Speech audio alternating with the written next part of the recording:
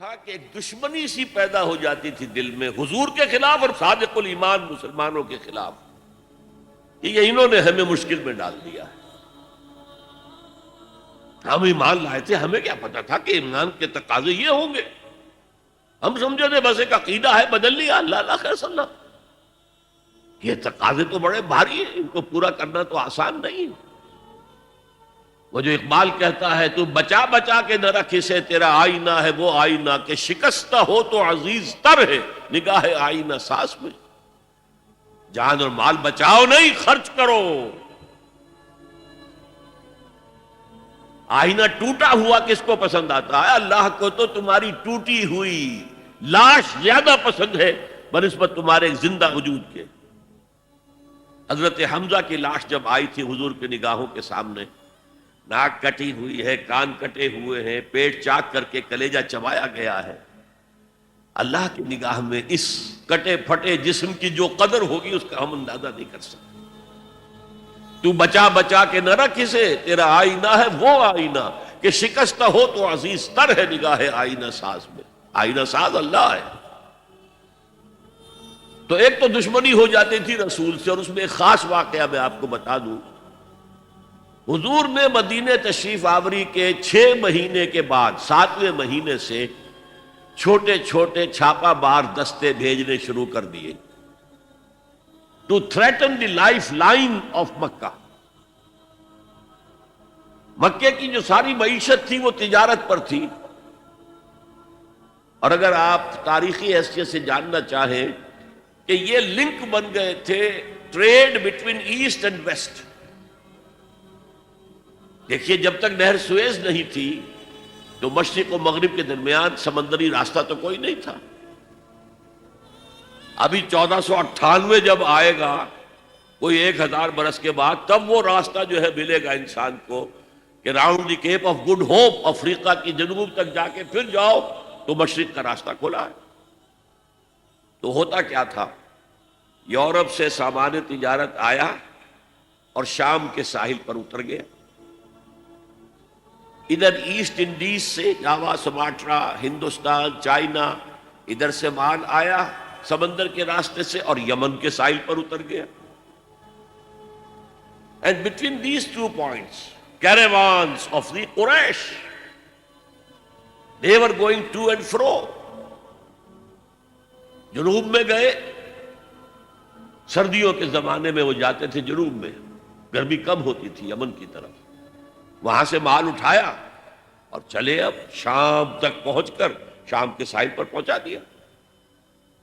وہاں سے شام کا ساحل یورپ کا آیا ہوا سامان اٹھایا اور وہ لا کے سیدھا جنوب میں, سیدھا راستہ تھا بالکل سیدھا, اسٹریٹ ٹو دی نارتھ, اور وہ جو ہے آ کر یمن پہ اتار دیا.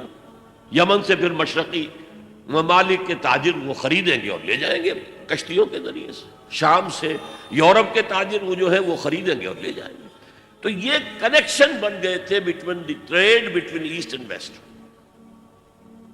اور ان کو یہ سہولت حاصل تھی, پروٹیکشن حاصل تھی کہ کوئی بھی قبیلہ عرب کا ان کے کیروانز کے اوپر حملہ نہیں کر سکتا تھا, because they were the custodians of Kaaba. اور تمام قبیلوں کے بت کعبے میں رکھے ہوئے تھے, as if they were hostages with them. کوئی قبیلہ ان کے خلاف جارحیت کرے گا تو وہ اس کے بت کی گردن مروڑ کر باہر پھینکیں گے. اس وجہ سے انہیں اس پوری تجارت کے اندر, اور ان کی جو مالی حیثیت بہت بہتر تھی قریش کی بقیہ پورے عرب سے, اس کا سبب یہ تھا. اب حضور نے کیا کیا, اسے تھریٹن کیا, we are very much here now. This can be called the economic blockade of Mecca. یہ تھا پھر جس کے نتیجے میں, اچھا اس وقت تک قرآن مجید میں قتال کا حکم نہیں آیا تھا. یہ حضور کی اپنی تدبیر تھی, اپنا اجتہاد تھا. تو وہ کہتے ہیں دیکھو جی ابھی قرآن میں تو حکم آیا نہیں, یہ تو کچھ ایڈونچرس آدمی معلوم ہوتے ہیں, ایمبیشس آدمی معلوم ہوتے ہیں, انہوں نے ہمیں مصیبت میں ڈال دیا. پھر ان کا کہنا یہ تھا کہ بھائی دعوت سے, تبلیغ سے, نصیحت سے, ٹھنڈی ٹھنڈی باتوں سے اپنی بات پھیلاؤ. یہ کیا چھیڑنا قریش کو کہ پھر جنگوں کا آغاز ہو جائے. اندر تو تھی اپنی بزدلی، لیکن اس کے اوپر ردے چڑھ رہے تھے فلسفے کے. جیسے ہم کہتے ہیں کہ اگر کسی کو گڑ دے کر مارا جائے تو زہر ضرور دینا ہے.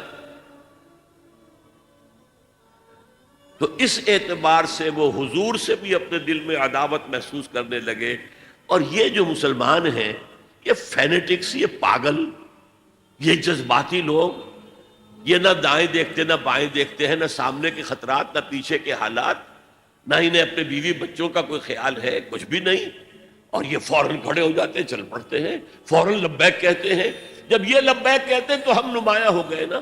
اگر سب بیٹھے رہتے تو ہم بھی انہی میں شامل رہتے. اس وجہ سے پھر وہ عداوت کا درجہ ان کے اندر پیدا ہو گیا. یہ تھرڈ سٹیج ہے ٹیوبرکلوسس کی. نفاق جب اس درجے کو پہنچ جاتا تھا تو اب اس کے علاج کا کوئی امکان نہیں تھا. یہ ہے غیر شعوری نفاق. وہ اپنے آپ کو مسلمان سمجھتے تھے، مصلح سمجھتے تھے، تو یہ پھیلا رہے محمد اور اس کے ساتھی صلی اللہ علیہ وسلم. خامخواہ چیلنج کر رہے ہیں قریش کو. یہ انداز جیسے کہ سورہ بقرہ کے دوسرے رکوع میں ہے، وَإِذَا قِيلَ لَهُمْ لَا تُفْسِدُوا فِي الْأَرْضِ قَالُوا إِنَّمَا نَحْنُ مُصْلِحُونَ.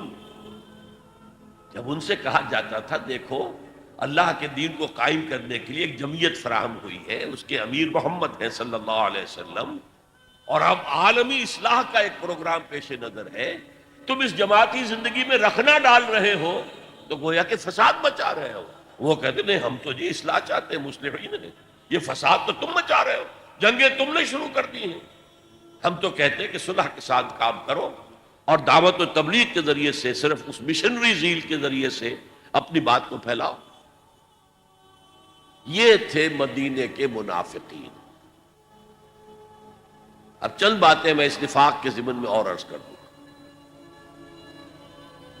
حضور نے فرمایا صلی اللہ علیہ وسلم نفاق کے بارے میں، ما خافہ الا مومن وما امنہ الا منافق.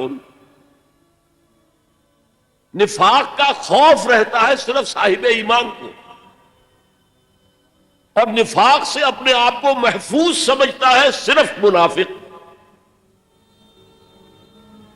صاحب ایمان کو ہمیشہ اس فکر میں رہتے تھے ہم سے کوئی کمزوری ظاہر نہ ہو جائے، مال اور اولاد کی محبت کہیں ہمارے قدم نہ روک لے، کہیں اللہ کے ہاں ہمارا شمار منافقین میں نہ ہو جائے. کوئی چھوٹی سی تقصیر ہو گئی تو وہ بھی انہیں معلوم ہوتا تھا کہ جیسے پہاڑ ان کے سروں پر آ گیا ہے. حضور نے فرمایا کچھ لوگ ایسے ہوتے ہیں کہ اگر گناہ کر بیٹھتے ہیں تو ایسے محسوس کرتے ہیں کہ پہاڑ تلے آ گئے، اتنا بوجھ، اتنا احساس کے اوپر ثقل. اور کچھ لوگ ایسے ہوتے ہیں کہ بڑے سے بڑا گناہ کر کے بس اتنا سا احساس ہوتا ہے کہ ناک پر مکھی بیٹھ گئی کہ ہم نے یوں کیا اڑا دیا، بس اتنا احساس. وہ ضمیر نام کی اندر شے وہ بتاتی تو ہے تم نے غلط کام کیا، اس سے زیادہ نہیں، مکھی اڑا دی خلاص. تو ما امنہ الا منافق. نفاق سے اپنے آپ کو محفوظ اور مامون سمجھتا ہے صرف منافق. یہ غیر شعوری نفاق ہے نا. وہ نہیں جانتا کہ میں منافق ہوں، وہ تو کہتا ہے میں مسلم ہوں، میں محمد کے پیچھے نمازیں پڑھتا ہوں صلی اللہ علیہ وسلم، میں روزے رکھتا ہوں، اگرچہ طبیعت تو نہیں چاہتی لیکن کیا کروں، جبرن زکوٰۃ بھی دے دیتا ہوں تاکہ مسلمانوں میں شمار تو رہے.